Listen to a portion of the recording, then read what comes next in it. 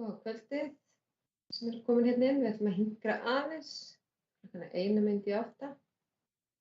Fólk að tínast hérna inn.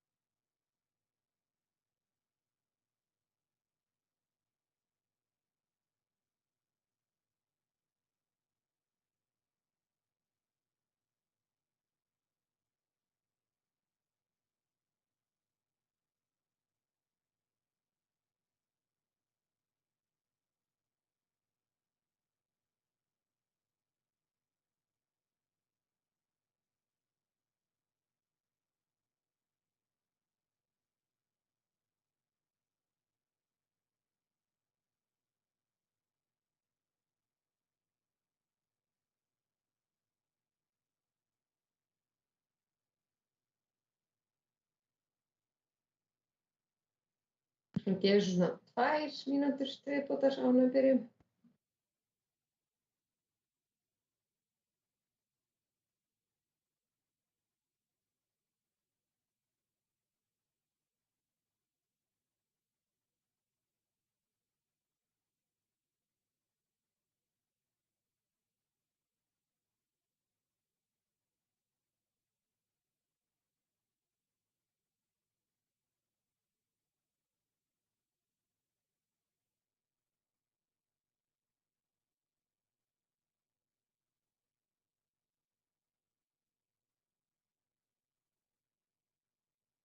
Ég ætla bara að fara að deila skjánum með ykkur. Nú klukkan orðin 3 mínútur yfir. Við skulum bara hefja hana fund. Ég bara býð ykkur velkomin að þennan rafræna kynningafund fjárhagsáætlun fyrir næsta ár og næstu 3 ára verður 2023-2025. Þetta einn rafrænn kynningafundur sem við heldum núna þetta árið, alveg eins og við neyddumst þess að gera í fyrra í ljósi samkomutakmarkana. Vonandi verður það nú ekki til frambúðar, en þetta ágætisleið líka til að ná víðtækri dreifingu á þessum fundum. En markmiðið hér í dag að kynna helstu fjárhagsáætlun sveitarfélagsins fyrir næsta ár og næstu 3 ára. Já, og svo ætla ég að kynna stefnumótin sem við höfum verið að vinna að síðustu 2 árin og í lokin gefst færi til að ræða málin, fyrirspurnir og fleira. Og ef þið brennið inni með spurningar þá ykkur alveg frjálst að setja þær inn í annaðhvort spjallgluggann eða setja spurningar inn í það lítill reitur upp í efstu stikunu við hliðina á rauða takkanum þar sem maður hættir þáttöku á þessum fundi. Þar líka hægt að setja inn fyrirspurnir þar sem stendur S. Það það sem kallast Slido. Bæði hægt að gera það hér inn á Teams og líka hægt að fara inn á forritið slido.com eða ná í appið í símann og setja inn þennan kóða. Það millimerki 44 33 og 68. En það líka aðgengilegt hérna í Teams appinu eða Teams fundarkerfinu sjálfu. Og svo ætlum við að nota spjallið. Ef þið lendið í vandræðum með þetta þá líka hægt að senda inn fyrirspurnir á matthildur@hornafjörður.is. Það ekki alveg víst að ég fylgist með því á fundurum en það líka hægt að fá svör síðar við þeim fyrirspurnir sem þið hafið ef þið lendið í vesinni. Fundurinn haldinn í streymi og hérna á Teams og hann verður síðan inn á YouTube, þannig að hægt verður að horfa á hann síðar fyrir þá sem ekki ná að horfa hérna í rauntíma. En ég ætla að byrja á að kynna fyrir ykkur fjárhagsáætlunina. En forsendur fjárhagsáætlunar eru þessar að við höldum óbreyttri útsvarsprósentu eða 14,52% og útsvarið metið samkvæmt áætlun frá mati fjármálastjóra og staðgreiðsluáætlun Sambands íslenskra sveitarfélaga. Gjaldskrárnar taka mið af vísitölu og umfram það erum við að skoða og erum að hækka gjaldskrár fyrir leikskóla og einnig erum við að setja upp nýjar gjaldskrár fyrir sorpmál og veitur sem ekki enn búið að ljúka, en það verður vonandi núna eða verður væntanlega á bæjarstjórnarfundinum í desember. Fasteignaskattsstofn hækkar að meðaltali 3,5% en álagningin óbreytt frá árinu 2021 en fasteignaskatturinn var lækkaður fyrir árið 2021 bæði á íbúðarhúsnæði og atvinnuhúsnæði. Áætlun jöfnunarsjóðsframlög 2022 byggja á fyrstu áætlun sjóðsins og tekjuáætlun hafnarinnar hækkar vegna væntinga loðnuvertíð. Og gjaldaliðurinn sá að laun áætlun með gildandi kjarasamninga og svo áætlaða mönnunarþörf út frá launaáætlun sem við vinnum, eða forstöðumenn vinna. Þar eru einnig bara samningsbundnir og vísitölutengdir gjaldaliðir, þeir eru hækkaðir. Áætluð hækkun vísitölu neysluverðs 2,4% miðað við þjóðhagsspá, eða sagt þjóðhagsspá. Við setjum 30 milljónir í viðhald fasteigna og lóða og höldum eftir 5 milljónum fyrir ófyrirséð og styrkjaramminn óbreyttur. Síðan varðandi 3 ára áætlun þá gert ráð fyrir 3,5% hækkun á skatttekjum milli ára og laun og launatengd gjöld hækka jafnframt 3,5% á tímabilinu, samkvæmt þeim kjarasamningum sem nú í gildi. Það eru einhverjir lausir kjarasamningar, meðal annars kennara. Þjónustutekjur hækka í samræmi við áætlaða hækkun neysluvísitölu fyrir árin 2023 til 2025 og þá aðeins að helstu niðurstöðum fyrir B-hluta þá eru væntanleg rekstraniðurstaða sú að við munum skila 68,3 milljóna króna afgangi á næsta ári. Skuldir og skuldbindingar verða 2.346 milljónir króna og veltufé frá rekstri 379,3 milljónir króna.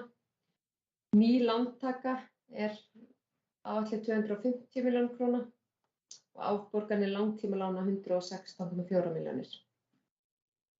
Skuldir og skuldbindingar í hlutfalli af tekjum áætlað 73,5%. Og við erum svona að spá fyrir íbúafjölda og erum líka með rauntölu fyrir framan okkur. Og við erum þá að gera ráð fyrir því að við nálgumst 2500 íbúa fjöldan á næsta ári, en í dag erum við 2452. Það fækkaði örlítið hérna á árinu 2020 að við sáum á tímabilinu fækkunum það 100 íbúa þegar COVID stóð sem helst. Það hefur allt skilað sér tilbaka og erum okkur fyrir aftur fjölgandi. Það var greinilega COVID-tengd hreyfing á starfsfólki. Mig langar aðeins að fara svona ofan í þróun skatttekna frá árinu 2018, svona þess að við sjáum hvernig þetta að þróast hjá okkur. Þá helst þetta ósköp stöðugt milli ára, allt frá árinu 2018. Þær lækkuðu svona lítillega árið 2020 og sömuleiðis að þar voru allir skattstofnar sem lækkuðu fyrir utan aðrar tekjur en jöfnunarsjóðurinn fylgir yfirleitt ríkistekjum, en hann skertist nú minna heldur en áætlanir stóðu til. Það var bara vegna aðgerða ríkisstjórnarinnar, það var sett auka fjármagn inn í jöfnunarsjóðinn. En við erum áætlað það að tekjur aukist nú svolítið á næsta ári með spár. Bæði það eins og ég segi, tekjur vegna atvinnutengdar tekjur bara í gegnum ferðaþjónustuna og svo einnig erum við að vænta þess að loðnan muni skila okkur auknum tekjum. Og hlutfallsleg skipting skatttekjur versus jöfnunarsjóður og svo aðrar tekjur. Hlutfallslega skiptingin helst mjög svipuð milli ára, hún sveiflast bara örfá prósent. Þannig að það er engar drastiskar breytingar í rekstri sveitarfélagsins. Það tekjuþróunina varðar. Það sem er þá að gerast og það er bara það sama á við allt landið að það er að hækka launakostnaður hjá sveitarfélögum alls staðar. Það voru gerðir þessi lífskjarasamningar sem að skiluðu bæði styttingu vinnuviku og bara töluvert meiri hækkunum á launum hjá sveitarfélögum með almenna markaðinn. Þá sjáum við að launagreiðslur eru að hækka bara töluvert. Launaþróunin er að verða mesta áskorun í rekstri sveitarfélagsins og stytting vinnuvikunar hefur einnig för með sér hækkun á launakostnaði og fjölgun stöðugilda sem það tekst nú ekki að manna til dæmis vaktavinnustörf án þess að ráða inn í staðinn. Einnig voru breytingar á leikskólum, þannig að undirbúningstímum var fjölgað og sumarfrí eða orlofsdögum fjölgað á sama tíma og vinnuvikan var stytt. Það hefur þýtt að við höfum þurft að bæta töluvert í þar. Annars voru skilaboðin þau til stofnana sveitarfélagsins að það er í rauninni algjört ráðningarbann, það má ekki fjölga stöðugildum nema að það fari í gegnum sérstaka ákvörðun bæjarráðs. Ekki nema þá bara hefðbundin starfsmannavelta. Sama átti sér stað í leikskólanum með að það var tekin ákvörðun nú í haust að fjölga eina deild á leikskólanum og það var opnuð ungbarnadeild í Selinu við Víkurbraut 24 til þess að bregðast við bráðavanda. Það fækkaði dagmæðrum og við þurftum að leysa það með einhverjum hætti og okkur tókst að gera það svona sem betur fer. Og raunhækkun launaútgjalda fyrir öll sveitarfélög í landinu, samkvæmt þeim upplýsingum sem Samband íslenskra sveitarfélaga birtir á sinni heimasíðu, var 11,5% á milli áranna 2019 og 2020 og þegar sambandið tók helstu hækkanir fyrir 4 stærstu sveitarfélögin í landinu, þar sem Reykjavík, Kópavogur, Hafnarfjörður og Akureyri, þá hækkuðu laun 16,3% fyrir fyrstu 6 mánuði 2020 og til jafnlengdrar árið 2021, þar sem hækkaði þarna fyrstu 6 mánuði ársins milli 20 og 21 16%. Þannig að þetta er töluverð áskorun sem að sveitarfélög allt land er að glíma við. Og rekstrarniðurstaðan, hún er nú ekki eins björt eins og hún var þarna 2018 og 2019. Við erum þá að skila hagnaði, það er ekki sjálfsagt og það er ekki allstaðar sem sveitarfélögum er að takast það í þessu árferði. Rekstrarniðurstaða hefur verið að dragast saman á árunum 2020 og 2021 hjá öllum sveitarfélögum í landinu og var mínus 2,4% af tekjum á árunum 2020 samkvæmt upplýsingum frá Sambandi íslenskra sveitarfélaga, það er að segja meðaltali fyrir öll sveitarfélög. Þannig að við getum alveg verið þokkalega ánægð með að við séum allavega að skila jákvæðri niðurstöðu og bara fyrir A-hlutann erum við reyndar réttu megin með núlið, það munar ekki, við megum ekki við miklum sveiflum til þess að lenda í hallarekstri fyrir A-hlutann. Og það er alltaf ákveðin spenningur að sjá hvernig áætlanir varðandi framkvæmdir eru. Það var nú að vera fyrir árið 2022, ég byrst afsökunar á þessari villu. Hjúkrunarheimilið, það hefur verið töluverð óvissa með hjúkrunarheimilið en það voru boðnar út framkvæmdir við hjúkrunarheimilið núna í sumarbyrjun. Það skilaði því að það komu inn 2 tilboð sem voru langt yfir kostnaðaráætlun og ríkið var ekki tilbúið til að samþykkja þau tilboð og þeim var báðum hafnað. En það eru í gangi viðræður bæði við hönnuði heimilisins og þá sem verktaka sem buðu í framkvæmdirnar. Og þær viðræður munu væntanlega ekki skila niðurstöðu fyrr en í kringum 10. desember. Þannig að í fjárhagsáætlunarplagginu erum við ekki búin að setja inn upphæð fyrir byggingu hjúkrunarheimilis og það bara vegna þess að óvissan hversu há fjárfestingin verður svo mikil. Að sama skapi þá sveitarfélagið búið að greiða 200 milljónir til ríkissjóðs í þessa byggingu og við vitum það að það ekki búið að nýta það fjármagn til fulls. Þannig að við eigum inni hjá ríkinu fyrir þessari framkvæmd að hluta til. Síðan áætlað að byggja við sundlaugina líkamsræktarstöð og hönnunarvinna búin að standa yfir allt þetta ár og áætlað að það liggi fyrir loka hönnun bara rétt í kringum áramótin eða í janúar, febrúar. Þannig að það verði hægt að bjóða þær framkvæmdir á vordögum og hægt að hefja jarðvegsframkvæmdir. Við þessa framkvæmd þá losnum við undan leigu á húsnæði sem að sveitarfélagið hefur leigt undir líkamsræktina og áfram síðan til rekstraraðila. En þar erum við að horfa til þess að geta þá leið dregið úr rekstrarkostnaði með því að vera ekki skuldbundin öðrum með húsnæði. Við erum með áætlun á ný, það var sama upp á teningnum fyrir árið 2021 að það stóð til að opna á milli leik- og grunnskóla í Hofgarði. Þar rekin lítil leikskóladeild með 5 börnum og leikskólinn töluvert fámennur, þar hafa verið 2 börn núna í vetur. Þannig að með því að opna 2-3 börn í vetur, þannig að með því að opna þarna á milli þá gefst tækifæri til að reka leik- og grunnskólann betur saman sem eina heild eða nýta betur starfsfólk á milli skólastiga. Við fengum hátt tilboð í framkvæmdir í Hofgarði á þessu ári í rauninni og því tilboði var hafnað.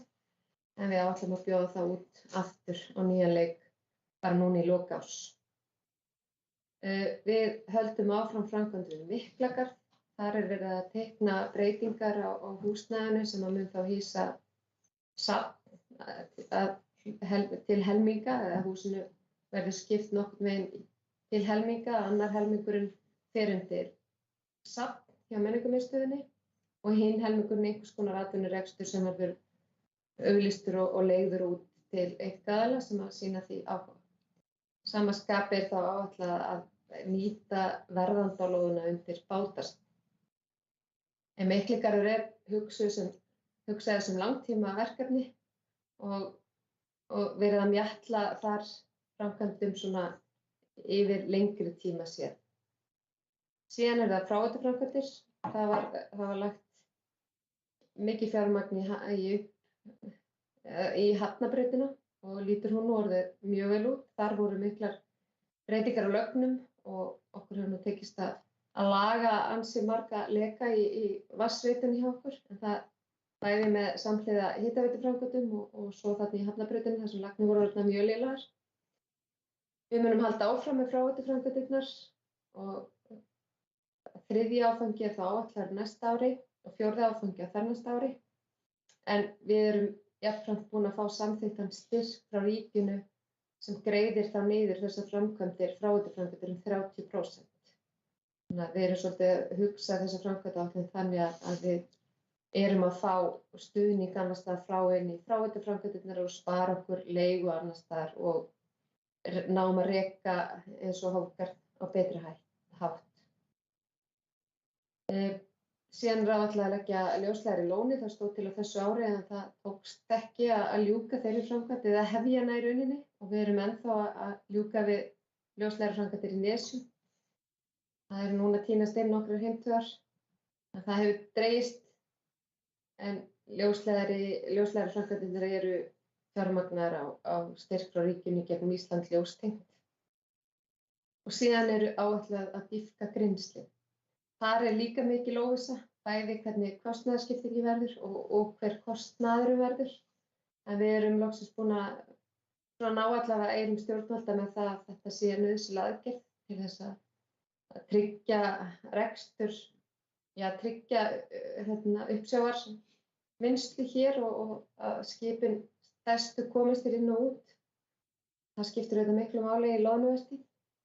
Og sama skapi erum við núna að dýpka innan hafnar nokkuð fyrr heldur en var áætlað og það bara vegna yfirvofandi loðnuvertíðar að það var orðið of grunnt til þess að landa við höfnir okkar. Þannig að það var farið í akút dýpkun þar og hún nú hafin. Aðeins búin að koma inn á 3 ára áætlunina.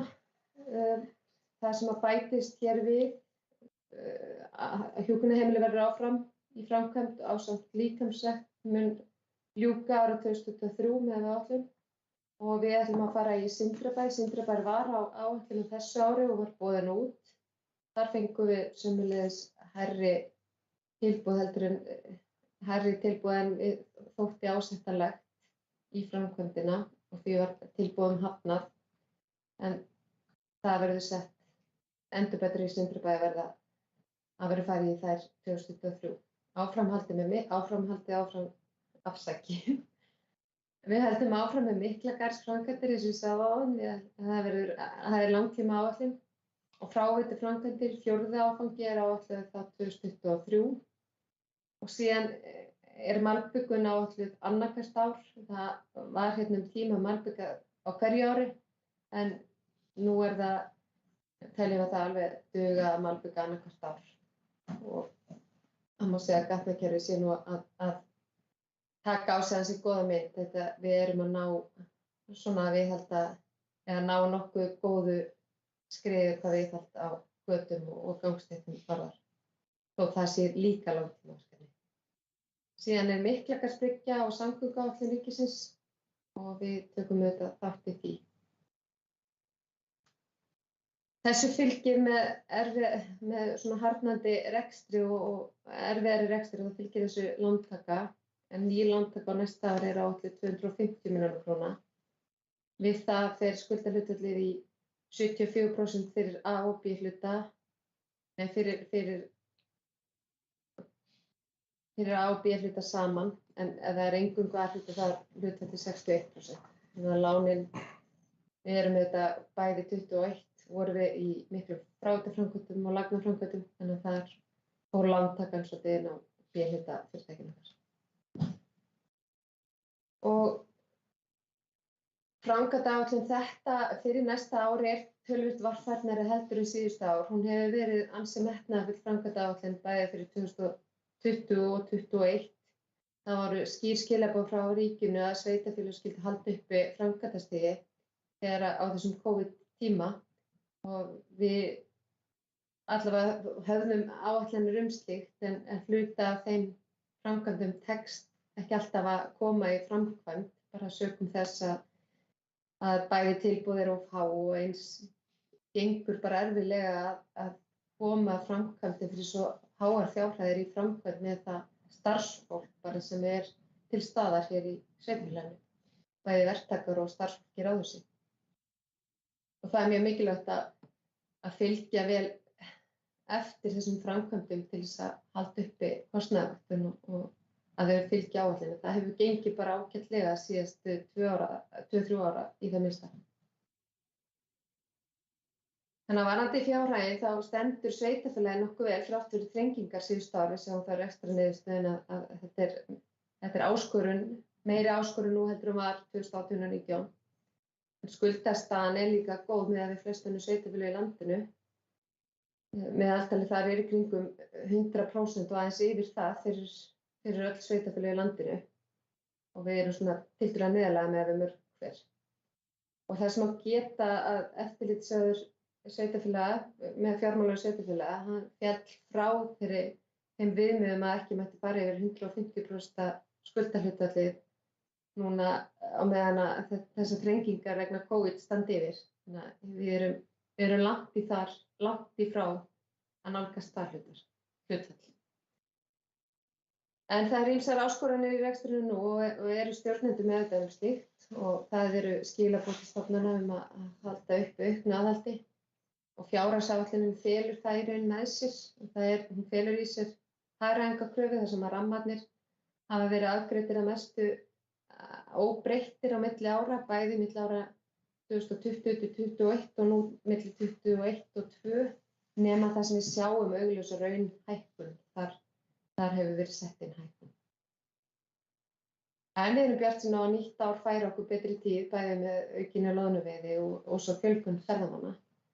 Ég held að árið í ár hafi komið mörgum hverjum á óvart að það gekk bara betur heldur en áætlanir stóðu til og við höfum verið að fá miklu fleiri ferðamenn heldur en að ég held að menn hafi gert sér vonir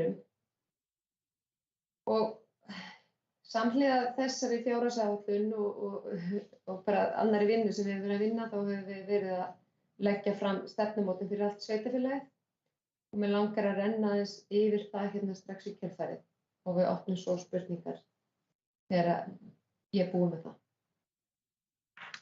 Þannig að hér upphafsstefið af stefnumótuninni að við viljum kalla okkur Hornafjörð náttúrulega. Það tengist náttúrunni auðvitað og ýmsu öðru.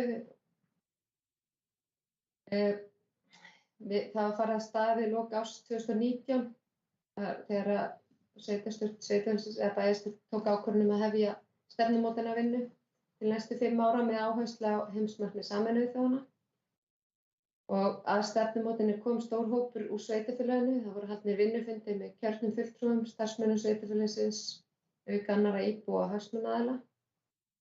Og það hefur kannski svolítið dregist þessi vinna en þar má bara mörgum kenna þetta tiltölulega flókið og síðan hafa verið aðrar áskoranir sem við höfum þurft að takast á við, COVID meðal annars. En í samantekt þessari stefnumótun þá kemur fram sýn sveitarfélagsins, stoðir, áherslur og gildi og skuldbindingar, hvað við ætlum okkur að gera og þessu fylgja þá mælanleg markmið og dæmi aðgerðir. Og aðeins hvað gildin varðar, við fórum í töluvert mikla gildavinnu og fórum eiginlega 2 hringi þar, bæði með íbúum og starfsfólki og stjórnendum og bæjarfulltrúum. Þetta var niðurstaðan. Það er að segja að við viljum að í sveitarfélaginu séu þessi gildi í hávegum höfð, það er að segja virðing, að við berum virðingu fyrir hvert öðru og erum umburðarlynd fyrir fjölbreytileika íbúanna og berum einnig virðingu fyrir umhverfinu sem við búum í. Og við viljum auðvitað sækja fram, við mætum framtíðinni með krafti, frumkvæði og nýsköpun og við þorum að leita nýrra lausna jafnt í atvinnulífi sem og í menntun. Og við viljum vinna saman og höfum samvinnu, samstöðu og jákvæðna leiðarljósi í öllum störfum okkar og vitum að saman erum við sterkari.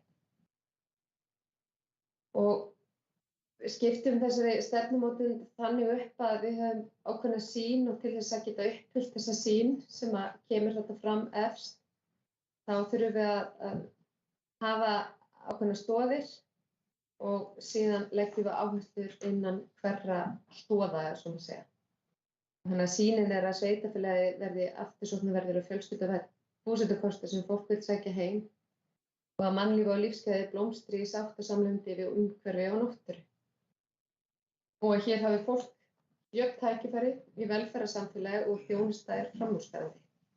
Menning er lifandi og öflug nýsköpun til staðar. Og til þess að geta staðið undir þessari sýn þá þurfa umhverfis- og loftslagsmálin að vera í hávegum höfð. Við þurfum að taka á loftslagsbreytingum, líffræðilegum fjölbreytileika, vernda náttúruna og lífkerfi og huga að mengun og úrgangsmálum og hringrásarhagkerfinu. Og þá höfum við sett þær áherslur í umhverfis- og loftslagsmálunum að við ætlum að vera framfaradrifið sjálfbært fyrirmyndar samfélag þar sem fólk býr í sátt og samlyndi við náttúruna. Og varðandi félagslega þætti, þá tekur það á heilsu og vellíðan og jafnrétti, jöfnuði og möguleikum fólks á að lifa með reisn. Og þá til þess að byggja undir þá stoð, þá viljum við fjölskylduvænt samfélag þar sem við viljum búa í fjölskylduvænu og heilsueflandi samfélagi þar sem fólk hefur jöfn tækifæri og fær þjónustu og menntun og hæfi. Og það þarf við þetta hagsælt, við þurfum að vera sjálfbært til þess að geta staðið undir þessari sýn og þar undir fellur þá blómlegt atvinnulíf. Við viljum að atvinnulífi hér sé sjálfbært og blómlegt með fjölbreyttum atvinnutækifærum sem byggist á styrkleikum svæðisins, ekki síst því að vera hluti af ríki vatnaefnisins. Og stjórnarhættirnir, við viljum halda uppi gagnsærri og aðgengilegri stjórnsýslu og einfaldana þar sem að Ég sé ekki alveg textann en viljum halda uppi öflugri og rafrænni stjórnsýslu.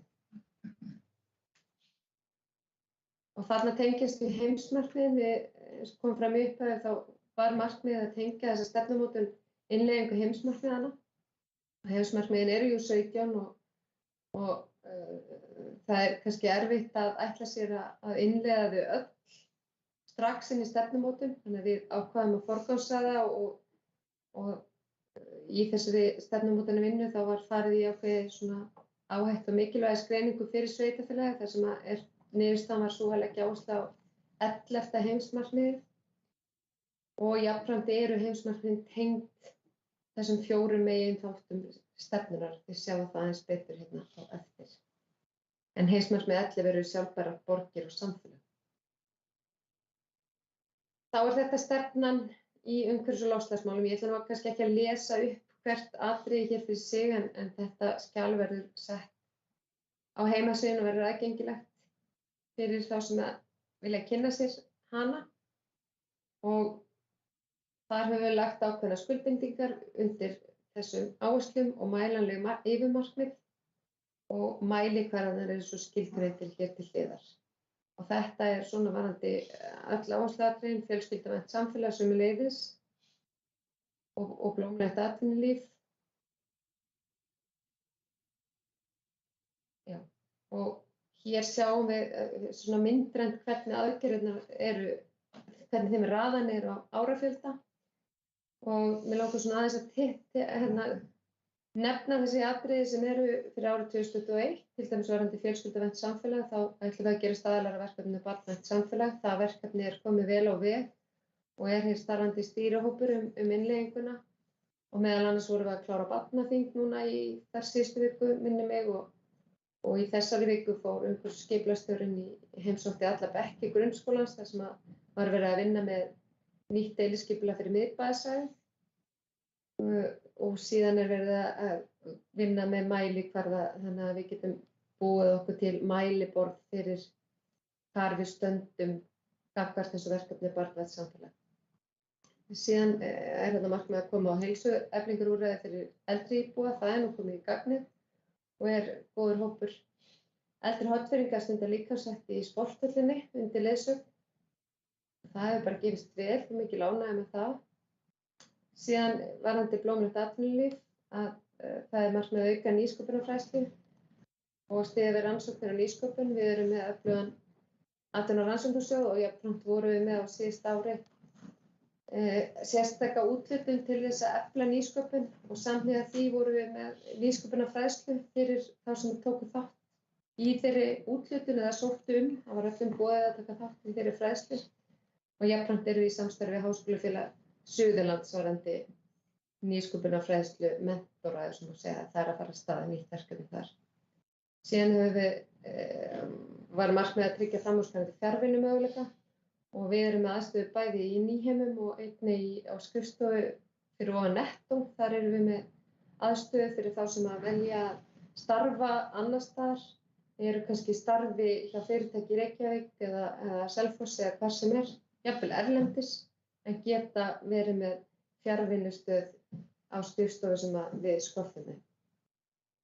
Varðandi þá umhverfis- og loftslagsmálin, við skrifuðum undir loftslagsyfirlýsingu í vor og ásamt 20 fyrirtækjum hér í sveitarfélaginu og höfum staðið undir fyrsta viðburðinum hvað það varðar, vorum með fræðslu hér í haust fyrir fyrirtæki og stofnanir sveitarfélagsins jafnframt.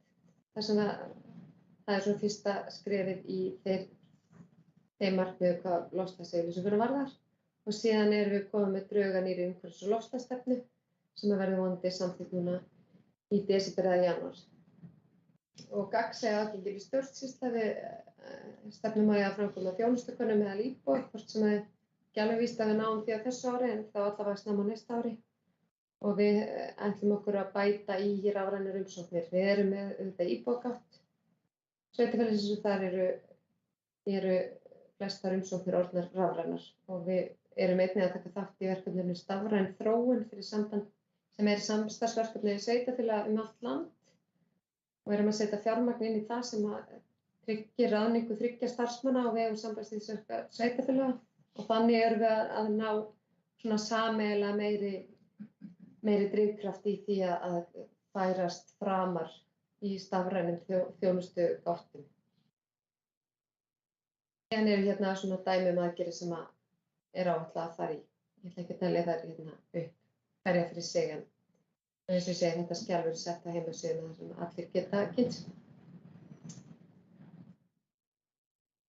Þá bara komið að því að opna fyrir spurningar.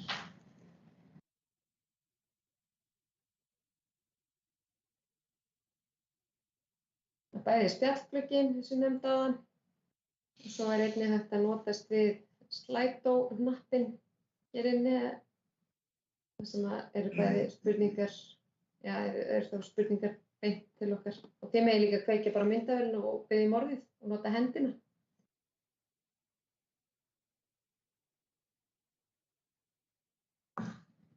Það hérna.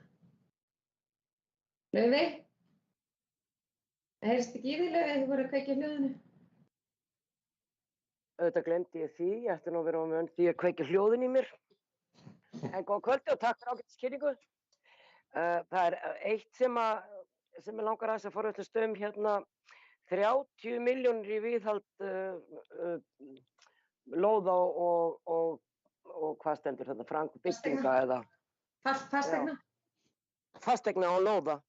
Þetta er svakalega lág upphæð og ég bara velta fyrir mig hvað á að vera hægt að gera fyrir 30 milljónir. Mér finnst þetta dapurlega lítil upphæð. Ég ætla að láta þetta duga í bili en spurningin er, hvað sjáu þið fyrir ykkur að geta gert fyrir þessar 30 milljónir? Já. Og ég ekki bara svara svo strax það kom ekki fleiri spurningar. Viðhald lóða og fasteigna eru bara svona almennt viðhald. Ef það eru stærri framkvæmdir þá er sett sér fjármagn í það gegnum fjárfestingaráætlun og það eru meðal annars 15 milljónir núna sett í viðgerð og þaki á áhaldahúsi og 30 milljónir í hitaveitu framkvæmdir á Silfurbraut, blokkinni þar. Þannig að svona stærri aðgerðir fara í gegnum sér fjárfestingu gegnum framkvæmdaáætlunina. En þetta er bara svona almennt viðhald á okkar eignum sem ekki er stórverðilegt. Og hefur bara dugað þokkalega svona síðustu ár.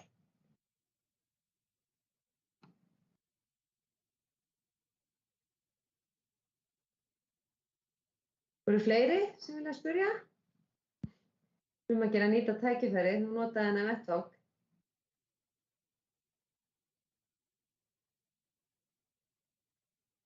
Eða einhverju sem vilja bara tjá sig og ekki spyrja, bara láta í ljós skoðun sína á einhverju.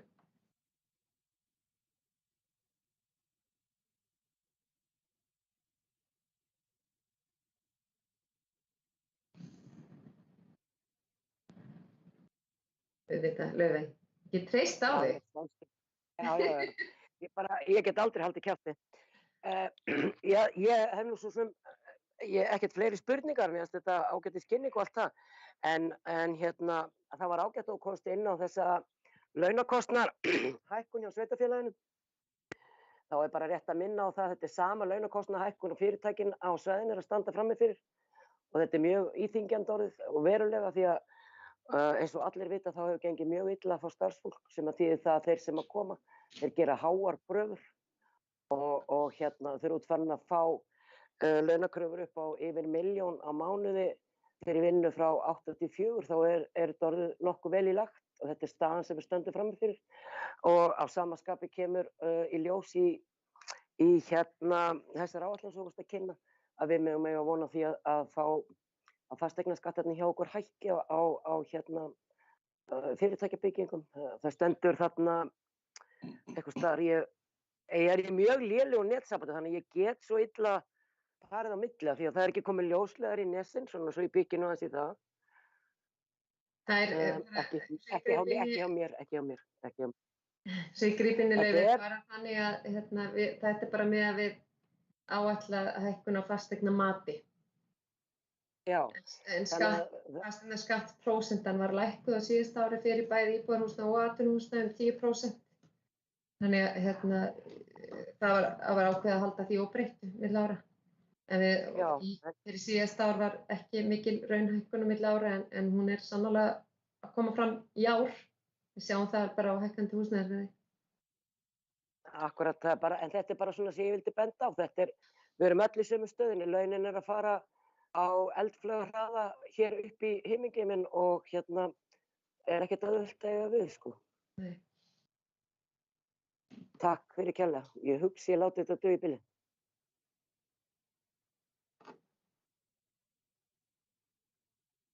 Ég sá einhvers staðar bara svo ég gríp orðið meðan enginn er með hendina upp frétta að þú varst að velta fyrir þér framkvæmdasjóði ferðamannastaða einhvers staðar á samfélagsmiðlum og ég fór svo smygt inn á það núna þessari kynningu en það er bara ágætt að segja frá því að við erum með stór verkefni 2 í gangi og það er farið að stað framkvæmdir í Öræfunum eða er að fara af stað. Það er búið að taka tilboðið þar í að bæði í brúargerð og göngustígagerðina sjálfa að leggja göngustíg milli Skaftafells og Svínafells. Það voru styrkur sem við fengum upp á tæplega 100 milljónir þar og síðan fengum við 24 milljónir að mig minnir fyrir framkvæmdir í Leiðarhöfða sem að fer í hönnunarsamkeppni og sú vinna er bara á fullu núna og dómnefndin mun væntanlega skila niðurstöðu í mars á næsta ári. Mjög gott, alveg, frábært.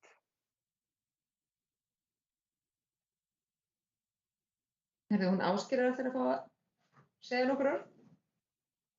Komið sæl og gaman að sjá það eru 20 allavega hér inn á Teams og fleiri að horfa streymi. Mér langaði bara aðeins að koma inn á varðandi framkvæmdaáætlunina.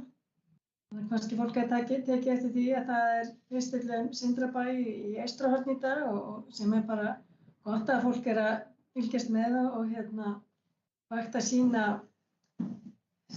hluti sem var bara mjög fínt. En Mathildur fór yfir hvað er framkvæmda áætlunina eins og hún stendur hjá okkur í dag eftir fyrri umræðu. Og eins og hún kom inn á þá er verið að forgangsraða í framkvæmdir þar sem við erum í rauninni að lækka kostnað og vinna með hluti sem þar sem við getum í rauninni sparað á móti fyrir sveitarfélagið. En það er alveg ljóst að þörfin er miklu meiri og hefur verið í langan tíma. Það er ýmislegt sem bíður og það eins og árferðið er núna, eins og hún er búin að fara yfir, þá tókum við það ákvörðun að hafa frekar varfærna framkvæmdaáætlun. Við hefðum að sjálfsögðu geta farið í meiri planað, þetta er náttúrulega allt áætlun, að áætlað hærri lántökur með þá þar að leiðandi því að það hækki skuldahlutfallið.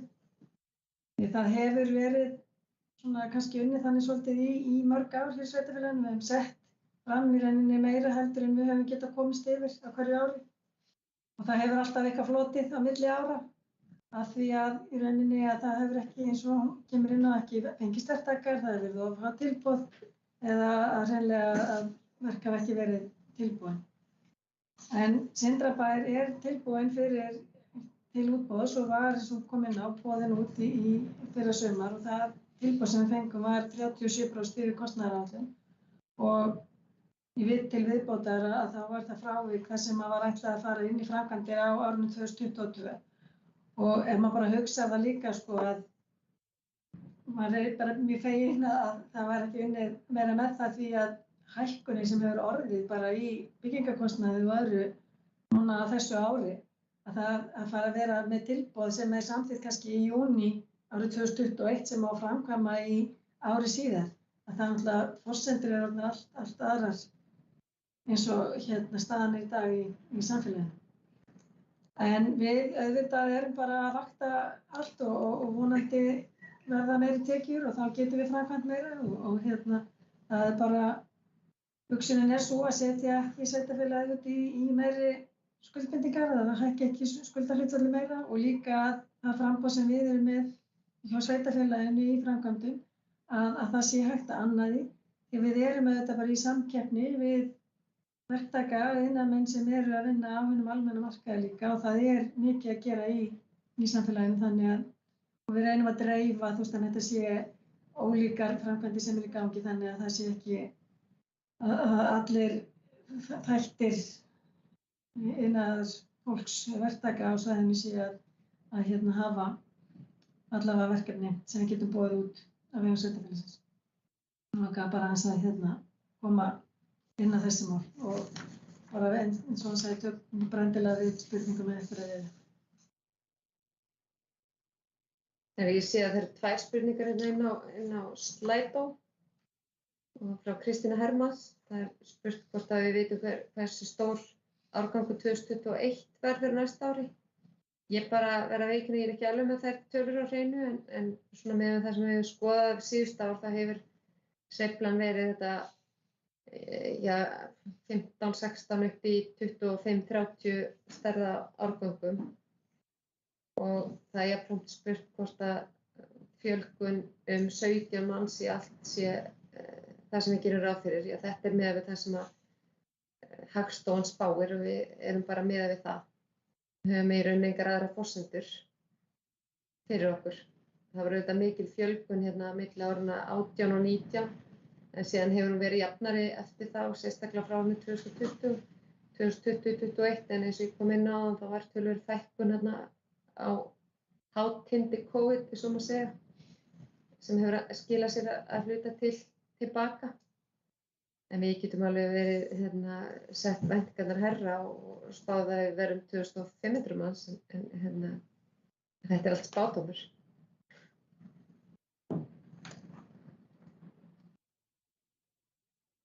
Eru fleiri spurningar?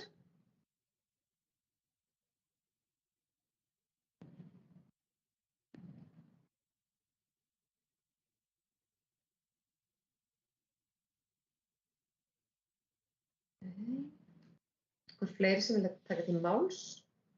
Ekki með spurningu? Já, sig bara.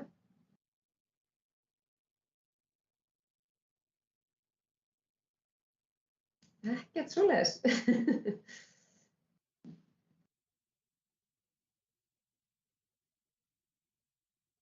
Þá svo sem sé ekki endilega ástæðu til þess að halda þessum fundi áfram mikið lengur ef að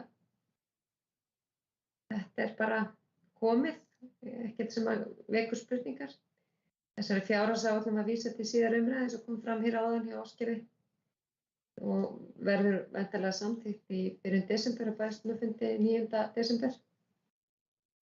Svona meðan að við höfum ekkert endilega von á stórvægilegum breytingum á milli umræðna, frekar en vanalega. Ef það er ekki fleiri sem vilja taka til máls, þá held ég að ég fari bara að slíta þessum fundi. Bara kærar þakkir fyrir að taka þátt í fundinum og sýna þessu áhuga. Og þið eru þá upplýst og getið upplýst aðra. Takk fyrir kærlega og góða kvöldi bara. Eða gott kvöld með þið.